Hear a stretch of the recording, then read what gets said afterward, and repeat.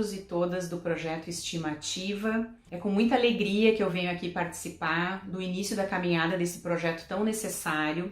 Eu estou aqui a convite da Alanis, me chamo Letícia Beckenkamp, sou médica formada há 24 anos e há pelo menos 20 anos eu trabalho com ginecologia. Também trabalho há vários anos com educação menstrual, com educação sexual em escolas, para mulheres, para homens, para meninas, crianças, para adolescentes, informações necessárias para que a gente possa ter mais autocuidado, para que nos tornemos mais responsáveis pelo cuidado dos nossos corpos, para que com mais informação a gente tenha mais autoestima, nos valorizemos mais, que saibamos nos cuidar mais em todos os aspectos e em todos os sentidos. Então é com muita alegria e satisfação que eu recebo esse convite para poder estar aqui junto com vocês, mesmo que através de um vídeo que eu estou enviando aqui do Rio Grande do Sul. Eu sou gaúcha, trabalho em Porto Alegre, mas a tecnologia nos aproxima muito, então eu fico muito contente de poder estar com vocês desde o início desse projeto e trabalhando com um assunto, trazendo um assunto que eu acredito tanto e que eu sei e entendo que é um assunto que traz informação relevante, de muita qualidade, que nos traz muito poder pessoal para a nossa vida, para que a gente tenha uma vida mais saudável, para que a gente seja mais responsável pelo nosso corpo, pela nossa saúde e que a gente possa se preservar mais a partir dessas informações, certo?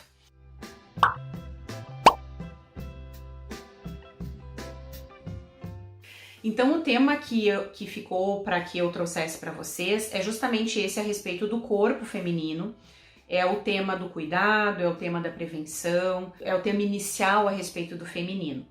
Sempre que eu trago esse tema para conversar, seja com crianças, ou seja com adolescentes, ou até mesmo com adultos, o tema sempre começa nesse entendimento de que é importante que a gente obtenha informações sobre o nosso corpo desde que somos muito pequenos. Desde eu cuidadora, eu cuidando de crianças, sejam esses meus filhos, parentes, crianças que eu cuide numa escola, se eu sou cuidadora de alguém, todas as crianças que estiverem ao meu cuidado, eu enquanto mulher adulta ou um homem adulto, mas eu sei que o público dessa aula hoje é um público feminino. Para todas nós cuidadoras, é importante que a gente faça as crianças aprenderem a respeito dos seus corpos desde pequenas. E isso significa apontar e conversar com as crianças a respeito do corpo e de partes do corpo para que eles tenham esse entendimento, que tenham mais consciência corporal desde muito pequenos. É importante que a gente faça com que a criança entenda as partes do seu próprio corpo e que depende de cuidados, antes cuidados de algum adulto, e com o nosso crescimento e com nós adquirindo independência no cuidado dos nossos corpos, que a gente entenda a importância do cuidado. Então, na transição das crianças pequenas do desfraude, por exemplo, quando a gente está tirando as fraldas, depois quando a criança ganha alguma autonomia para colocar suas roupas sozinha, quando a criança ganha autonomia para tomar seus banhos, primeiro com supervisão, depois sem supervisão, que a gente aponte e converse com a criança de uma forma muito natural a respeito do corpo, das partes do corpo, dos pés, das mãos, das pernas, da barriguinha, da cabeça, do pescoço, e das partes que são partes que a gente pode denominar para a criança partes íntimas, e sempre trazendo como muito importante o cuidado, a preservação do corpo. E aí, dentro dessa informação de cuidado que a gente vai trazendo para as crianças, a gente vai introduzindo as questões da higiene. Assim como a gente precisa ensinar a criança a cuidar da higiene dos dentes, a gente vai ensinar a criança a escovar os dentes, a gente vai ensinar a criança a limpar o bumbum quando ela começar a ir ao banheiro sozinha, como que ela limpa o xixi, como que ela limpa o cocô, como que ela cuida da higiene do rosto, por exemplo, vai lavar o rosto ao acordar, e na hora do banho, a limpeza do corpo como um todo. É interessante a gente ir nomeando as coisas para a criança. Então, quando a criança vai sozinha já ao banheiro e a gente está supervisionando, e a gente vai dizer, olha, quando tu vai limpar o xixi, é sempre importante que a gente traga isso para as meninas, até que isso fique muito fixado nelas. Que quando elas vão fazer xixi ou cocô, a limpeza com o papel que vai limpar o bumbum é sempre da frente para trás. A gente sempre faz o movimento de limpeza com o papel higiênico ou com o papel que a gente for usar ou o paninho que a gente for usar para se limpar, da frente para trás. Seja o xixi ou seja o cocô que a gente estiver limpando e ensinando uma criança a limpar, a gente vai sempre fazer esse movimento da frente para trás, para não trazer micro-organismos que sejam frequentes na região anal, na região posterior, na região do intestino, para frente, para a região dos lábios vaginais, para a região da vagina, para a região da uretra, para frente. E assim a gente vai ensinando as crianças. E no banho, quando a criança está começando a poder se limpar sozinha, a gente ensina: lava o braço, lava a mão, lava o pescoço, lava atrás da orelha, lava o peito. As meninas estão começando a formar já a mama. Lava as mamas, lava os seios, lava o bumbum na frente, lava o bumbum atrás.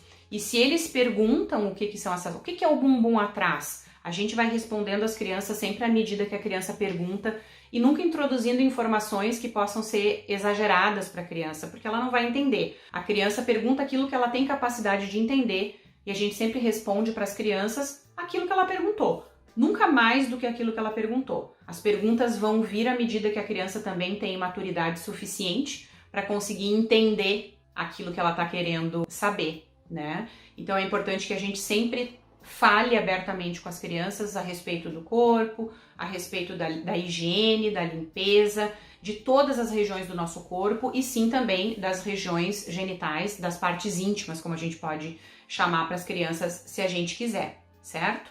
E aí, a partir de um determinado momento que a gente começa a ter alguma produção de hormônio já pelos nossos corpos, isso pode acontecer em algumas meninas com 9 anos, em outras meninas com 8 anos, algumas com 10 ou com 11. As primeiras produções de hormônio que vão acontecer, de hormônio feminino, que vão acontecer nos nossos corpos, eles vão fazer com que o nosso corpo vá ganhando algumas modificações. Então, com os primeiros hormônios que começam a surgir no nosso corpo, a gente vai ficando com o quadril mais arredondado, a gente vai formando o botão mamário, a primeira mama, aquele início de seio que começa a aparecer por volta de 8 anos de idade, às vezes um pouquinho antes, às vezes um pouquinho depois. São os primeiros sinais, algum pelinho que começa a aparecer na axila, algum pelinho que começa a aparecer aqui no monte pubiano, esse pubis, em cima desse osso aqui que a gente tem na virilha, começa a aparecer pelinho.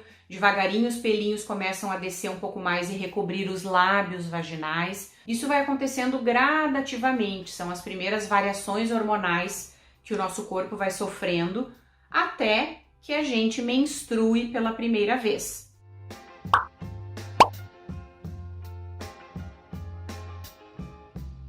Algumas meninas menstruam com 9, outras com 10, outras com 11, outras com 12, outras com 13, 14, até 15, 16 anos algumas meninas menstruam pela primeira vez. Até que a gente chegue nesse período, que é o período onde nós começamos a menstruar, algum tempo antes nós já iniciamos a produção de hormônio e essa produção inicial foi a que deflagrou esse início da formação dos nossos seios, foi a que deflagrou o início dos pelinhos, tudo isso aconteceu antes da gente ter a nossa primeira menstruação. Então lá desde os 7 anos mais ou menos, aonde o nosso corpo está se preparando para iniciar uma produção hormonal, é possível que se perceba uma diferença na calcinha das meninas, de que antes as calcinhas estavam sempre mais sequinhas, não tinha nada na calcinha, e a partir das primeiras produções de hormônio do corpo, a calcinha pode começar a ter alguma secreção.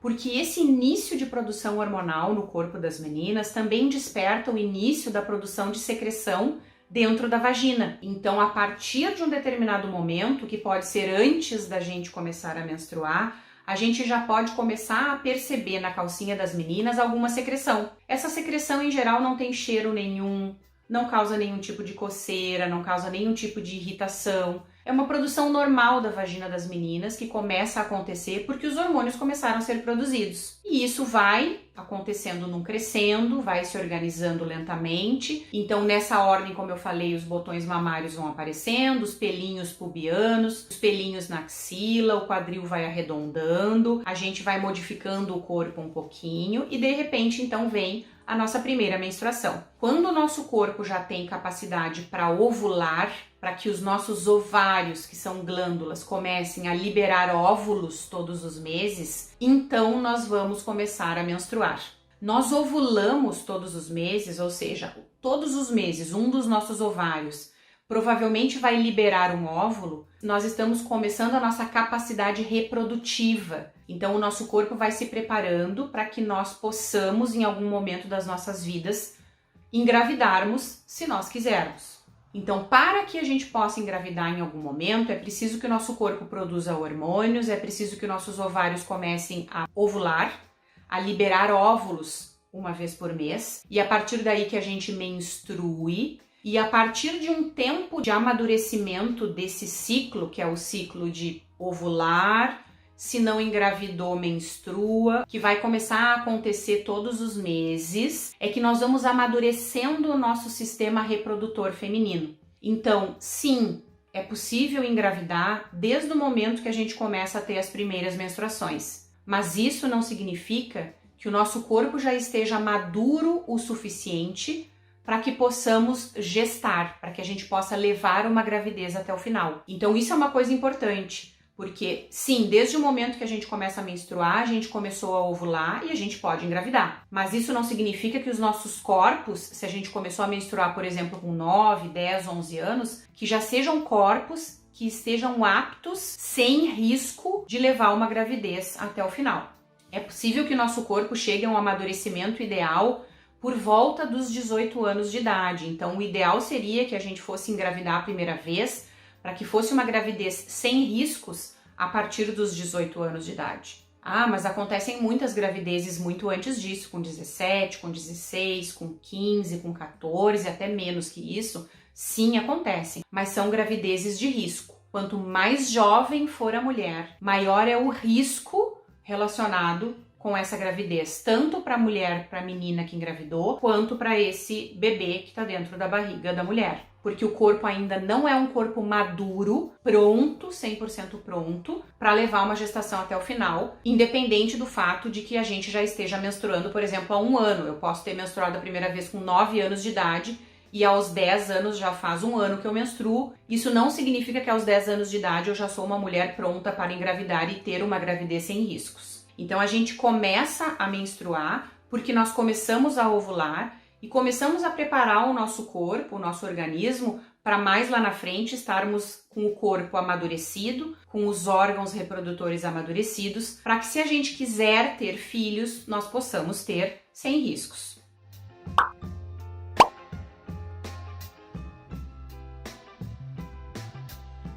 Então, eu estava falando a respeito dessa questão da mudança do corpo que acontece e que culmina, então, na gente começar a ter um ciclo, que é um ciclo de ovular e menstruar, e dessa secreção vaginal que começa a aparecer junto com essas primeiras modificações que o nosso corpo apresenta, né? Então, a gente, de uma menina que não tem nada de hormônio sexual sendo produzido, nós passamos a ter um pouco de hormônio sexual sendo produzido. Mesmo que ainda não tenhamos menstruado, a gente já pode começar a perceber na calcinha uma mudança, uma presença de secreção, que é uma secreção absolutamente normal, que nós vamos produzir ao longo de toda a nossa vida até que a gente pare, então, de menstruar na menopausa, que é quando a gente deixa de menstruar e então não vai mais ovular nem menstruar. Essa secreção que a gente produz o tempo todo, a partir do momento que a gente começa a ter produção hormonal de hormônios sexuais femininos no corpo, é uma secreção muito necessária, ela é uma secreção que protege a nossa vagina. Eu gosto de dizer que a nossa vagina,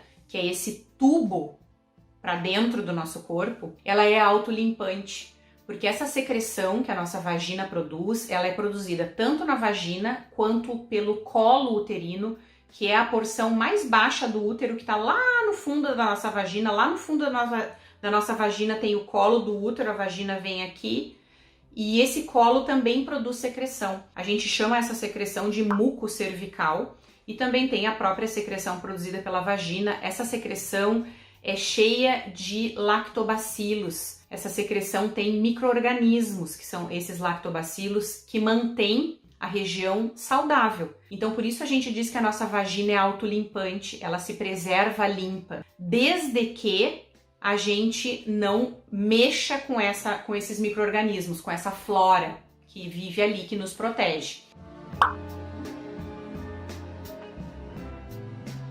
Essa secreção que a gente produz, ela vai variando ao longo do nosso ciclo mensal. Então, quando a gente começa a menstruar, a gente vai percebendo ao longo do mês, ao longo do nosso ciclo menstrual, uma mudança nessa secreção. E é normal que essa mudança aconteça, Como que é essa mudança? Como que ela acontece? Então a gente pode pensar assim, que vai ter uma semana do nosso mês, mais ou menos uma semana, que é a semana que a gente está menstruada, que a gente está sangrando. Quando termina a menstruação, a gente entra num período que antecede a liberação do óvulo pelo ovário e o período já da ovulação. Então, logo que eu paro de sangrar, eu passo 1 ou 2 dias sem quase ter secreção. Depois começa a aparecer uma secreçãozinha que vem vindo. Ela é uma secreção meio transparente, como se fosse uma clara de ovo mais grossa. E ela vai aumentando em quantidade com o passar dos dias, vai aumentando, até que quando chega próximo ao período de ovular, que a gente ovula, que a gente libera o óvulo do ovário, ela fica uma secreção bem clara de ovo, muito espessa e muito flexível. Se a gente pega a secreção nos dedos e abre ela, a gente consegue fazer ela abrir sem soltar, assim, fazendo como se fosse um chiclete, com uma abertura grande da mão, assim, a secreção bem flexível, bem clara de ovo, próxima ao período ovulatório. E aí a gente ovula, a gente libera o óvulo e passam-se alguns dias e essa secreção muda de novo. Ela passa a ser uma secreção mais, como se fosse um cremezinho, meio leitosa, às vezes mais sequinha, meio arenosa, que pode ser meio branquinha ou bege, corzinha de areia, que não é abundante, mas ela é uma secreção que já não é mais essa clara de ovo, ela já passa a ser meio cremosinha, até que a gente chegue no período pré-menstrual outra vez e então vá sangrar. E quando a gente engravidou, nesse período ovulatório, daquela secreção bem fluida, essa secreção se mantém e a gente não menstrua. É lógico que também existem alguns ciclos ao longo da nossa vida em que nós não menstruamos, mas não foi porque a gente engravidou, foi porque a gente teve um ciclo onde não houve ovulação. Mas no geral, o que acontece é que a gente vai ter uma ovulação no meio do nosso ciclo, o ovário vai liberar um óvulo, e depois de mais ou menos 14 dias depois que a gente ovulou, se nós não engravidamos, nós vamos ter uma menstruação, nós vamos ter uma escamação da camada interna do útero.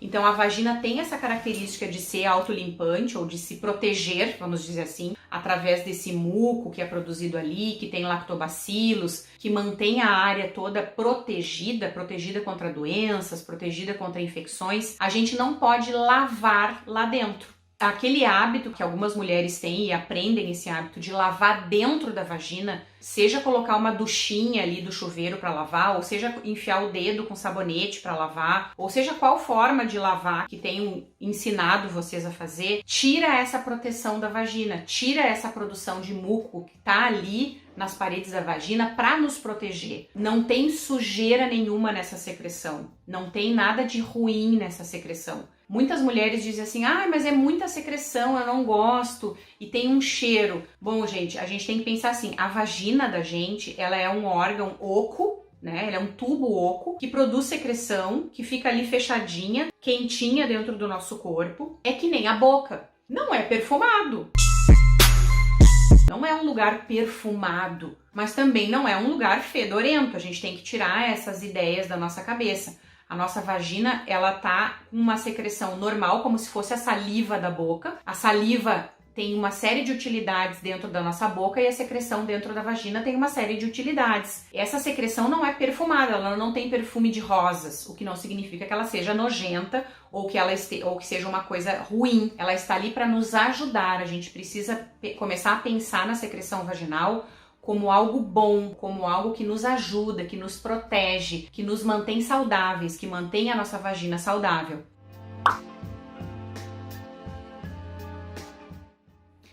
Pensando em como que funciona esse entendimento do nosso corpo externamente, para a gente chegar nessa camada do útero que sangra, é interessante que a gente consiga visualizar, fazer um pensamento da nossa vulva, né? As pessoas confundem muito o que é vulva e o que é vagina. Vagina é esse tubo, é um tubo oco que a gente tem que liga o útero à região externa da vulva. Ela é um tubo, tá? A menstruação desce pela vagina. A vagina pelo lado de fora tem os pequenos lábios, por fora dos pequenos lábios tem os grandes lábios, que compõem a vulva, né? O monte de Vênus, que é onde a gente tem os pelinhos todos, esse triângulo de pelos que a gente tem, que é o monte de Vênus, os grandes lábios, os pequenos lábios, a vagina ali no meio, a uretra, que é a saída da bexiga, por onde o xixi vai sair, fica um pouquinho acima da vagina. Acima da uretra a gente tem uma bolinha, que é o clitóris, que é uma cabecinha para fora, que a gente tem bem no encontro dos lábios vaginais, acima, anterior, a gente tem o clitóris, que é um órgão que nós temos que serve exclusivamente para o nosso prazer, para o prazer sexual. O clitóris tem como função nos dar prazer. Então a gente tem o monte de Vênus, cheio de pelos. Logo no finalzinho aqui, quando os lábios vão se abrir, a gente tem o clitóris, a cabeça dele é a glande, a uretra um pouquinho abaixo, a entrada vaginal, pequenos lábios, grandes lábios, o períneo, que é aquela faixinha de pele entre a vagina e o ânus, e ali atrás o ânus. Todo esse complexo que eu tô falando, que a gente enxerga por fora, compõe a nossa vulva, é a vulva. A vagina é só esse tubo que liga à vulva, tem a abertura aqui na vulva, por onde a nossa menstruação sai, e liga até o colo uterino. Então a vagina é esse tubo que vai do externo até a região onde está o colo do útero aqui em cima. O nosso útero tem mais ou menos o tamanho de um punho nosso fechado, então vamos pensar que o meu útero seja desse tamanho. Aqui está o colo do útero, a minha vagina desce aqui, o corpo uterino é essa parte toda, nós temos trompas que saem aqui nas laterais, e embaixo da trompa, duas bolinhas pequenininhas que são os nossos ovários. Quando a gente olha o útero por dentro, ele por fora tem uma membrana serosa, no meio ele é de músculo, é muscular, e dentro do útero tem uma camada que é a camada que a gente menstrua todos os meses, que se chama endométrio. Então é esse endométrio que uma vez por mês, caso a gente não engravide, ele solta, essa camada se solta de dentro do útero e nós colocamos ela para fora porque ela não vai ser necessária, porque nós não engravidamos, e a gente menstrua essa camada. Quando termina a nossa menstruação, todo um novo ciclo hormonal se inicia e uma nova camadinha dessas endometrial se forma, porque ela é necessária, ela vai servir como um colchãozinho para um óvulo fecundado colar no nosso útero e uma gestação poder seguir adiante quando a gente quiser engravidar. Então a nossa menstruação é uma escamação do endométrio. Esse sangue que sai de nós todos os meses é o endométrio que se desprende, é o endométrio se soltando porque nós não engravidamos. Então a gente viu aqui que a vulva é essa área toda externa, que é composta pelo monte de Vênus, que é esse lugar onde tem os pelinhos. Logo abaixo, na junção dos lábios, a gente tem o clitóris, que é um botãozinho, a gente enxerga só a cabeça e a glande do clitóris. Logo abaixo tem a uretra, que é a saída do nosso, onde sai o nosso xixi. Logo abaixo, o orifício vaginal, a entrada da vagina. Uma faixa de tecido entre a vagina e o ânus, que é o períneo, e o ânus ali atrás. Ao redor do orifício vaginal, os pequenos lábios por dentro, os grandes lábios por fora.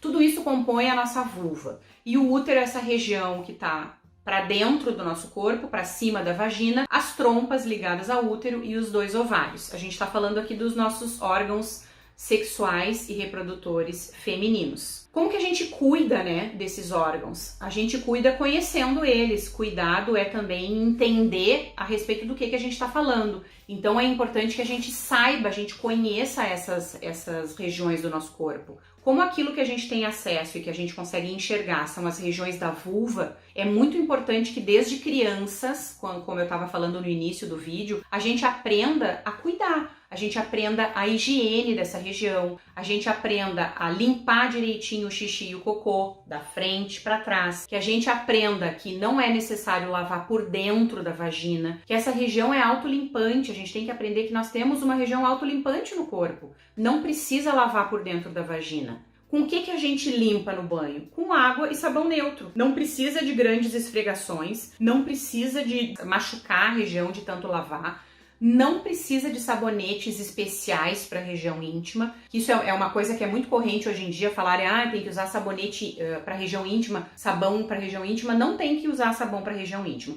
Quanto mais simples o sabão, melhor. Quanto mais neutro, sabão de glicerina, sabão de coco, esse mesmo sabão em barra, sabão de glicerina em barra, sabão de coco em barra, que são bem neutros, agridem um pouquíssimo a camada da nossa pele e das mucosas. A gente ensaboa a mão no banho e a gente lava delicadamente essas estruturas sem esfregar demais, sem lavar por dentro da vagina, não há necessidade para isso. A gente lava delicadamente, suavemente a região, não precisa fazer manobras de limpeza ou grandes esfregações na região. Lembrem, se a gente lava demais, a gente tira a proteção que tem nessa secreção que é produzida nessas regiões, que são cheias de lactobacilos, de micro-organismos e de substâncias químicas que nos protegem. Então, se a gente lava demais, esfrega demais, usa sabonete perfumado demais, usa coisa demais nessa região, a gente acaba tirando a proteção. Também não se usa talco nessa região. Não há necessidade alguma de usar talco para dar cheirinho, para deixar sequinho, nada disso. Porque talco também tem substâncias químicas que podem colar na mucosa, grudar aqui na região e podem causar inclusive alergia. Então a gente tem que cuidar muito. Essa é uma região que a gente lava com sabão, água e sabão neutro e só.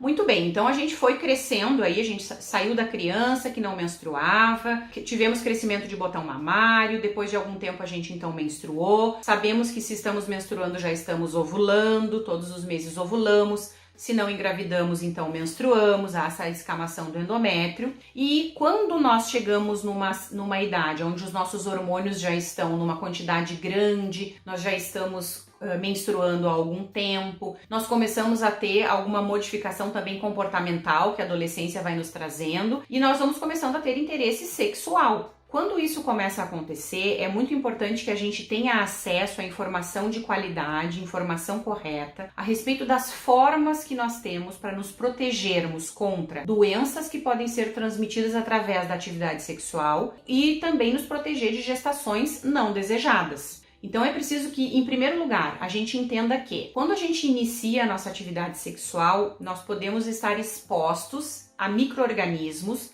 de outras pessoas, porque nós vamos trocar fluidos com outras pessoas. Nós vamos misturar nossos fluidos, nossas secreções corporais com as secreções de outras pessoas. Então a gente precisa ter acesso à informação sobre prevenção. A maior parte das doenças que são transmitidas por via sexual podem ser prevenidas através do uso de preservativo masculino ou preservativo feminino. Na nossa rede SUS, na nossa rede de saúde universal, o SUS, as camisinhas são gratuitas. A gente pode pedir camisinha nas unidades básicas de saúde de qualquer lugar do Brasil e elas são dadas gratuitamente. As camisinhas femininas nem sempre são encontradas nas unidades básicas de saúde, porque a camisinha feminina, ela é mais cara, ela é uma camisinha mais cara, e ela é uma camisinha que é um pouco mais difícil de ser colocada, porém não é impossível de ser colocada. Para mulheres que preferem testar a camisinha masculina,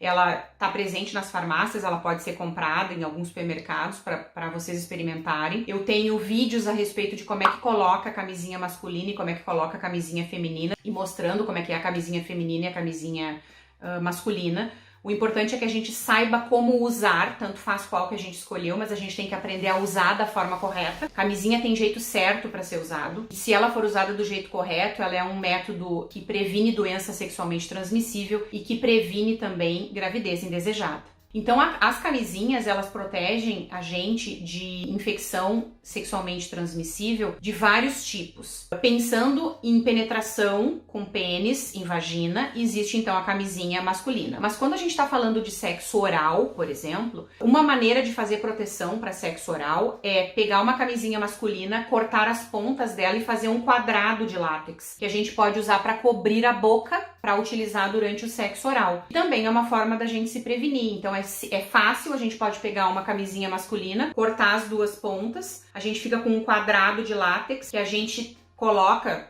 por exemplo, na vulva da mulher, para tapar a vulva da mulher, para a realização do sexo oral, para proteção no sexo oral. E no caso do sexo oral em homens, ele pode estar com a camisinha vestida. Isso é bem importante porque nos protege de um número muito grande de infecções sexualmente transmissíveis que são muito prevalentes no nosso país, infelizmente, e a gente precisa ter meios de se prevenir, de se proteger. Algumas dessas doenças são tratadas com antibióticos e outras que são doenças que são virais, não tem tratamento específico ou tem poucos tratamentos que funcionem efetivamente. Os tratamentos funcionam mais quando são utilizados no início da infecção, nem sempre a gente fica sabendo que se infectou, então prevenção é o melhor remédio. Mas para que a gente possa fazer prevenção, é preciso que a gente tenha informação. Então se informem, a gente tem como conseguir camisinha masculina nas redes básicas, na rede SUS, nas unidades básicas de saúde, de forma gratuita. Assim como para que a gente se previna de uma gravidez não desejada, nós também precisamos de informação. Eu disse para vocês aqui que desde o momento que a gente começa a menstruar, nós estamos ovulando. O fato da gente ter começado a menstruar não significa que uma menina de 12 anos que menstrue já tenha um corpo preparado, amadurecido e que não haja riscos para uma gravidez. Por isso é preciso que quando a gente vai iniciar a nossa atividade sexual, quando a gente está prevendo que logo vamos iniciar a nossa atividade sexual, nós tenhamos formas de nos informarmos e de recebermos o que nós precisamos de ferramentas para proteger contra a infecção sexualmente transmissível e evitar gestações não desejadas. Especificamente pensando em gestações não desejadas, a gente pode usar o preservativo como um método contraceptivo ou método para não engravidar e também como um método que nos proteja de infecções sexualmente transmissíveis, mas nós também temos acesso nas redes de saúde ao uso de anticoncepcionais por via oral, ao uso de anticoncepcionais injetáveis, ao uso de dispositivos intrauterinos, que são os DIUs, que tem nas unidades básicas de saúde. Nós precisamos ir conversar com os profissionais para falar a respeito desses métodos e então nós vamos receber esses métodos de forma gratuita na rede básica de saúde. Então nós podemos escolher, a partir do início da nossa vida sexual, nós podemos escolher estar bem informadas, termos métodos que nos previnem infecções sexualmente transmissíveis e métodos bastante seguros que previnam que a gente tenha gestações indesejadas. Então, só através da informação é que a gente consegue gerir melhor essas questões, assim. É preciso que a gente perca a vergonha de falar a respeito dessas coisas. É importante que a gente perca a vergonha de ir conversar com os profissionais que estão nesses postos de saúde na unidade básica, na unidade do bairro, que estão nas unidades básicas de saúde da família, de prevenção, para que a gente possa levar as nossas dúvidas e questionamentos para os profissionais que podem nos ajudar e nos orientar a respeito de qual o melhor método para que a gente evite de engravidar quando a gente queira iniciar nossa vida sexual e para que a gente se proteja das infecções sexualmente transmissíveis. A camisinha é sempre a proteção para grande parte das infecções sexualmente transmissíveis e ela também é um método que evita que a gente engravide, desde que usada da forma correta, bem utilizada, mas também podemos associar a outros métodos, a, por exemplo, métodos hormonais como a pílula anticoncepcional ou as injeções de anticoncepcional ou a colocação de um dispositivo intrauterino, que é o DIU. Todos esses métodos estão disponíveis de forma gratuita nas unidades básicas de saúde na rede SUS do país todo. A gente só precisa perder a vergonha, dar o primeiro passo e ir procurar os profissionais para nos orientarem da melhor maneira possível para o que cada uma de nós possa precisar.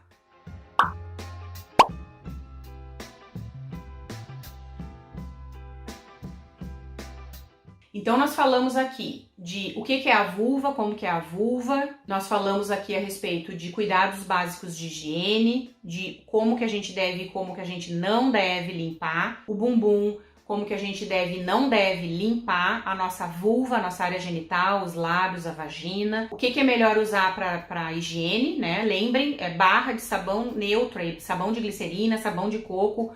Não precisa usar produtos específicos e nem é para lavar demais, não é para usar talco, não é para usar loção perfumada, não é para fazer muita função aí, porque a nossa vagina é autolimpante. Falamos a respeito de que desde que começamos a menstruar a gente já está ovulando e por isso podemos engravidar, e isso não significa que o nosso corpo já esteja maduro e que vamos ter gestações sem risco nenhum. É muito provável que o nosso corpo chegue próximo a uma maturidade sexual, a ponto de termos gestações que são menos arriscadas, gestações com menos risco para a mãe e para o bebê a partir dos 18 anos de idade. Então é muito importante ter informação para que a gente possa realmente ter um corpo saudável, ter cuidado com o nosso corpo, aprendermos a nos cuidar e a preservar o nosso corpo, aprendermos a nos prevenir com relação a doenças e infecções sexualmente transmissíveis e nos prevenirmos contra gestações indesejadas. Uma coisa que é muito importante é o fato de que muitas de nós mulheres,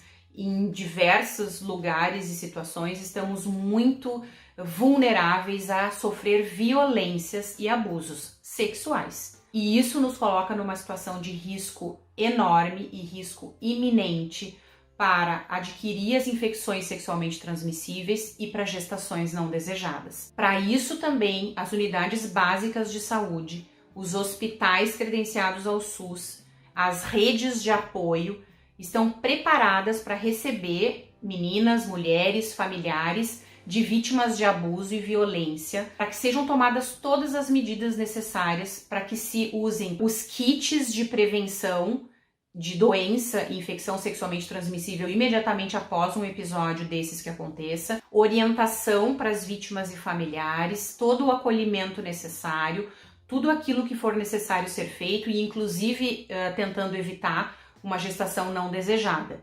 Nesses ambientes, as mulheres necessariamente precisam ser examinadas, elas precisam receber o kit que evita infecção, o kit com pílula do dia seguinte para tentar evitar uma gestação não desejada e toda a orientação necessária quando acontece um ato desses de violência. E esses ambientes, os ambientes de cuidado, as unidades básicas de saúde, os hospitais, têm por obrigação a notificação policial, tá? A notificação à justiça a respeito de um caso desses, porque essas outras medidas precisam ser tomadas, não só essas de saúde imediatamente, a partir de um ato de violência, a partir de um ato tão horrendo quanto esses, e que todas nós estamos sujeitas a todos os momentos, em todos os lugares. Nossas políticas ainda não abrangem tanto quanto poderiam e deveriam mais informação, trazer e levar mais informação para as mulheres. Por isso eu fico muito contente de estar nesses espaços falando, porque eu acredito que a partir do momento em que nós temos mais informação sobre o nosso corpo, a partir do momento que a gente se conhece mais e conhece mais o nosso corpo, que a gente aprende mais como se cuidar, medidas de higiene, o quão é importante a gente ensinar as crianças pequenas a respeito dos seus corpos e do cuidado com esses corpos. Quando a gente se coloca como um gestor do nosso corpo, a gente se coloca como um cuidador do nosso corpo, nós também prestamos mais atenção, nós também nos informamos mais, nós também nos sentimos mais aptas a procurar ajuda sempre que for necessário. Nós também nos sentimos com menos inibição e com mais vontade de falar a respeito dessas coisas que possam nos afligir, das dúvidas que temos e de violências que possamos estar sofrendo ou que tenhamos sofrido. Então, assim, eu quero agradecer muito, eu espero que tenha sido uma conversa que para vocês tenha sido leve, prazerosa, que vocês tenham podido absorver bastante coisa interessante, bastante coisa boa, que frutifique muito, que vocês levem isso para outras mulheres, meninas, crianças, familiares, que possam ajudar a mais pessoas a partir dessa nossa conversa. Eu fico muito feliz de participar desses espaços, eu desejo uma vida longa, próspera, saudável ao projeto Estimativa. Eu espero que as meninas sejam muito felizes no projeto, espero contribuir mais com esse projeto porque me deixa muito contente e me sinto pertencendo quando eu estou nesses espaços. Quero agradecer muito a vocês, a terem me escutado, espero ter podido ajudar. Um fraterno abraço, um grande beijo, eu desejo muita luz para todos vocês.